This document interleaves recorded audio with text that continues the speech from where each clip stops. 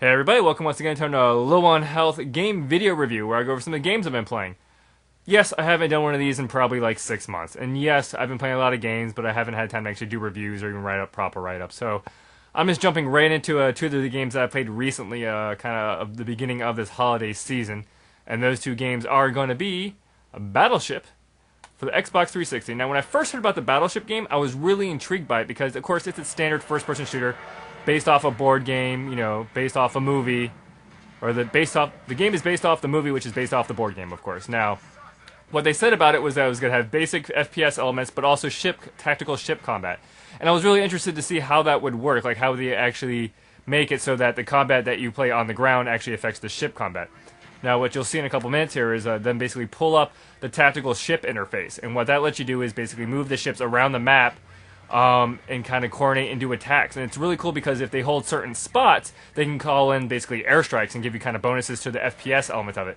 And that is just really cool to be able to have that part of it interact with it and not be totally separate. And what I really liked about it is how seamless it is.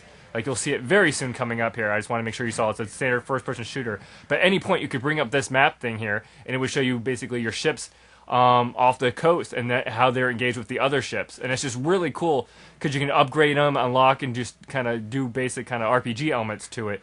But what I like really cool is you can actually do ship control, which actually lets you kind of hands-on, one-to-one ship of them. It's just a really good game. It's your standard first-person shooter, but when I heard about the idea, I was like, really cool. Tactical ship combat and FPS married together, and they actually pulled it off very well.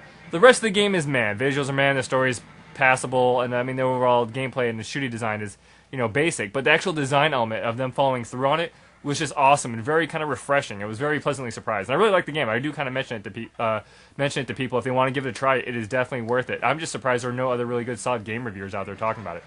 Anyway, the other game I played, of course, is going to be Borderlands 2. Now, I enjoyed the first Borderlands a little bit. It was kind of cool. It was a fun co-op game, kind of RPG, loot, whoring, and whatnot. That's fine. What I didn't like about the first one was its story. It had a very kind of passe, not great, or even noticeable story. This time around, they brought in Anthony Burch from Hey, Ask What You're Playing. He's a very good writer, very funny comedic actor, young guy. I've been following him for a while. And he's basically wrote 95% of Borderlands. So if you've been playing Borderlands 2 and you wonder why the missions are just so funny and so outlandish and the characters are just so kind of well developed and it's just very funny. I mean, some of these missions are based off of like Ninja Turtles or Top Gun. It's just a really good kind of narrative this time around. Other than that, though, I really kind of had issues with its gameplay and design. It's still kind of just the loot whorish, and I couldn't really play with a lot of people just because they would constantly stop and kind of bicker over what guns were great or whatnot, and I just wanted to play through the game because I'm renting on it, and, I kind of just like to play some of my games solo. In this particular one, I wanted to play co-op with more people. Once again, I'm just playing this over and over again because this is the cool Jack moment, Handsome Jack, who's just awesome writing. Anyway, the game is good. I enjoyed playing it. I wish I could play with more of co-op people, but my type of game mentality of Halo Protocol and running through a game didn't mesh with well. Of the only two people that I've known that beat the game, myself and my guy in his friends list, Doug, who I've mentioned before maybe once or twice, we both beat it solo. I beat it like 7 levels under the game because you can glitch the final 2 bosses, and he kind of beat it 5 levels over.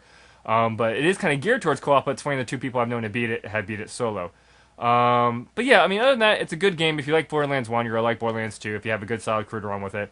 Ironically, I played more with Ghoulie, Rachel, and had fun with just kind of playing with her and jumping into lower level people's games and helping them out. And then Doug, who was higher level, to kind of boost off him. But a good solid game overall. The visuals are, of course, kind of the same as they were. Nothing really bad or good there. But I just really noticed some problems with the gameplay design of just like mission tracking, not knowing where you're going, not being able to track specific mission things.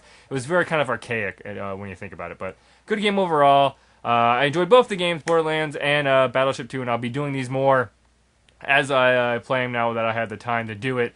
And I'll just, if you don't really care, just read my notes at the bottom. That's what they're there for. Okay? Thanks for watching, and I'll catch you next time.